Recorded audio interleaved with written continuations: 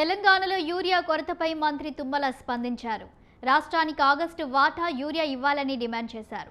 అత్యవసరాన్ని గుర్తించి త్వరగా ఇవ్వాలని, యూరియాను కనీసం చూడని నేతలు కూడా విమర్శలు చేస్తున్నారని మండిపడ్డారు.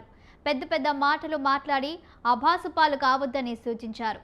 నన్ను విమర్శించేవారు కేంద్ర మంత్రి నడ్డాను యూరియా గురించి అడగవచ్చు కదా అని అన్నారు.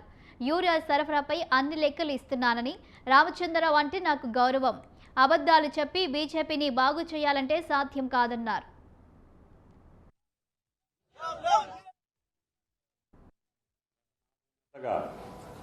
ప్రపంచవ్యాప్తంగా జరుగుతున్నటువంటి సంఘటనల పక్క 70% 70% సప్లై చేయాల్సినటువంటి చైనా భారతదేశానికి యూరియా పంపకపోవటం కావచ్చు. ఈ కారణాల వల్ల భారత ప్రభుత్వం ఈ రాష్ట్రాలకు అలాట్ చేసినటువంటి ప్రతి సంవత్సరం ఇవ్వగలిగేటటువంటి ఇస్తున్నటువంటి యూరియాని ఇవ్వలేకపోతుంది. నాకు తెలిసి దేశవ్యాప్తంగా ఉన్న సమస్య ఇది. తెలంగాణ కొద్దిగా ఎక్కువ ఉంది, కానీ తెలంగాణ రాష్ట్రాన్ని రాజకీయంగా కూడా వాళ్ళు వివక్ష చూపుతున్నారని నేను చెప్పదలుచుకున్నా.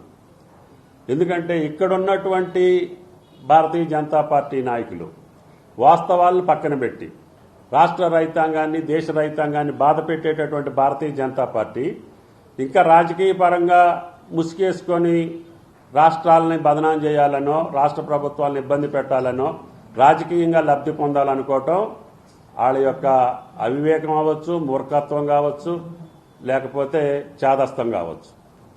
కాబట్టి దయచేసి నేను అధికార పార్టీ అయినటువంటి భారతీయ జనతా పార్టీకి విజ్ఞప్తి, వాస్తవాలు బయట పెట్టండి.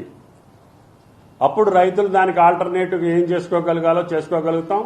రాష్ట్ర ప్రభుత్వాలకు కూడా మీరు చేతులు ఎత్తేసామని చెప్పగలిగితే దాన్ని మేము రైతుల కాళ్లు గడ్డం పట్టుకొని ఆల్టర్నేటివ్గా ఏం చేయగలగాలో అది చేసుకోగలుగుతాం.